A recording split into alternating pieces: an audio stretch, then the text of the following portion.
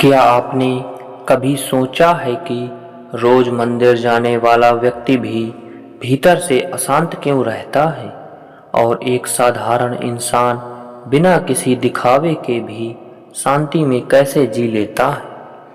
क्या भक्ति वास्तव में माला, मंत्र और व्रतों से मापी जाती है या फिर भक्ति का असली रूप कहीं और छिपा है? पद्म पुराण एक ऐसा सत्य उजागर करता है जो धार्मिक दिखावे और सच्ची भक्ति के बीच की परतें खोल देता है।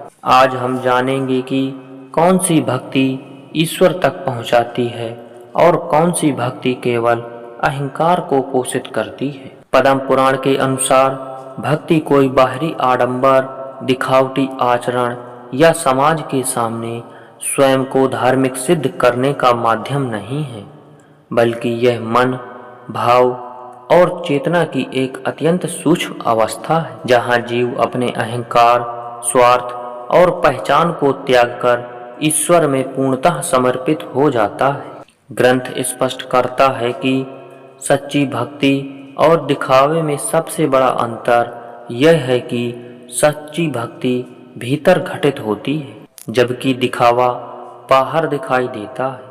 और यही कारण है कि अनेक लोग पूजा पाठ, व्रत, दान, तीर्थ और मंत्रोच्चार करते हुए भी ईश्वर से दूर रहते हैं, जबकि कुछ साधारण जीवन जीने वाले लोग भी बिना किसी प्रदर्शन के ईश्वर के अत्यंत निकट होते हैं। पद्म पुराण यह कहता है कि ईश्वर को ना तो ऊंची आवाज में मंत्र चाहिए, ना महंगे अनुष्ठान, ना भीड़ भाड़ वाली पूजा, बल्कि उसे केवल शुद्ध भाव चाहिए, क्योंकि जहाँ भाव शुद्ध होता है वहाँ कर्म स्वतः पवित्र हो जाता है, और जहाँ भाव अशुद्ध होता है वहाँ किया गया प्रत्येक कर्म पाखंड बन जाता है। पद्म पुराण में एक मूल सिद्धांत बताया गया है कि दिखावटी भक्ति का मूल उद्देश्य ईश्वर नहीं बल्कि समाज होता है। अर्थात जब व्यक्ति भक्ति इसलिए करता है कि लोग उसे धार्मिक, पुण्यात्मा या महान समझें, तब उसकी सारी साधना अहंकार से दूषित हो जाती है। उदाहरण के रूप में ग्रंथ ऐसे व्यक्ति का वर्णन करता है जो मंदिर में सबसे आगे बैठता है, ऊंची आवाज में भजन गाता है, बार बार दान का प्रदर्शन करता है, किंतु घर लौटकर वही व्यक्ति क्रोध, छल, लोभ और अहंकार में डूबा रहता है। ऐसे व्यक्ति की भक्ति को पद्म पुराण आडंबर युक्त धर्म कहता है, जो ईश्वर को प्रसन्न नहीं करता बल्कि साधक को और अधिक बंधन में बांध देता है। इसके विपरीत सच्ची भक्ति वह है जो बिना किसी घोषणा के, बिना किसी अपेक्षा के और बिना किसी पहचान की चाह के की जाती है। जैसे वह स्त्री जो अकेले घर में दीप जलाकर ईश्वर को स्मरण करती है, या वह व्यक्ति जो किसी को बताए बिना भूखे को भोजन करा देता है और बदले में धन्यवाद तक नहीं चाहता। पद्म पुराण एक अत्यंत सुंदर उदाहरण देता है। एक ऐसा ब्राह्मण जो प्रतिदिन विधि पूर्वक यज्ञ करता था, किंतु उसके भीतर दूसरों के प्रति घृणा और स्वयं के प्रति घमंड भरा था।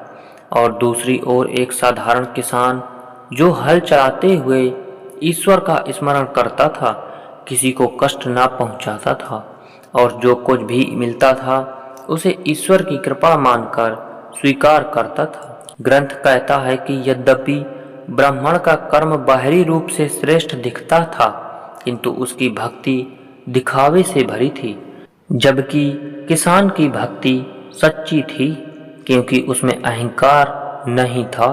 इस उदाहरण के माध्यम से पद्म पुराण यह स्पष्ट करता है कि ईश्वर कर्म नहीं, भाव देखते हैं। ग्रंथ यह भी चेतावनी देते हैं कि दिखावटी भक्ति का सबसे बड़ा खतरा यह है कि व्यक्ति स्वयं को भक्त मानने लगता है और यही भावना उसे आत्मचिंतन से रोक देती है। जब व्यक्ति सोचने लगता है कि मैं तो पूजा करता हूँ, मैं तो धार्मिक हूँ, तब वह अपने दोषों को देखने से बचने लगता है और यही स्थिति आध्यात्मिक पतन की शुरुआत होती है।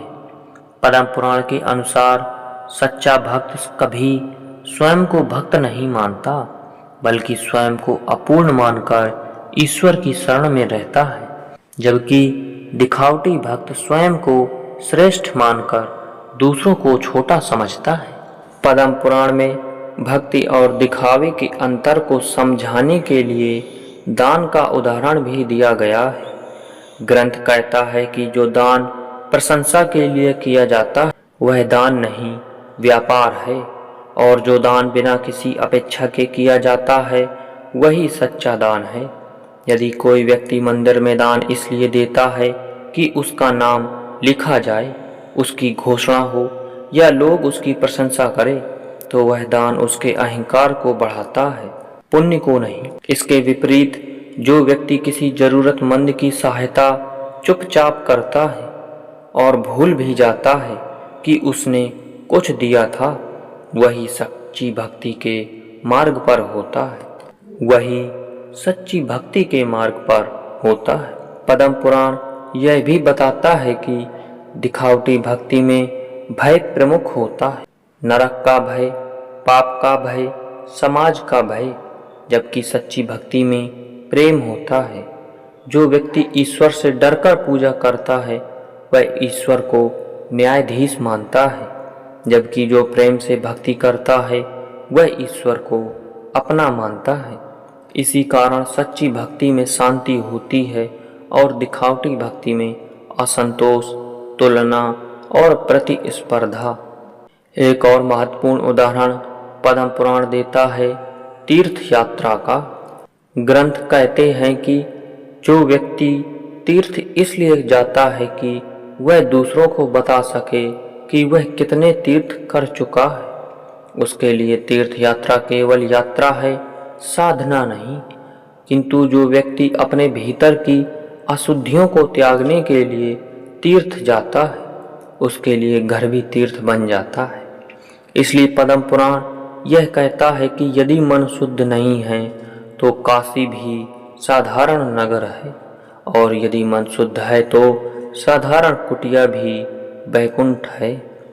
पद्म पुराण अंततः यह सिखाता है कि सच्ची भक्ति का सबसे बड़ा लक्षण यह है कि व्यक्ति धीरे धीरे बदलने लगता है, उसका क्रोध कम होता है, करुणा बढ़ती है, अहंकार गलने लगता है और दूसरों के प्रति सहानुभूति जागृत होती है।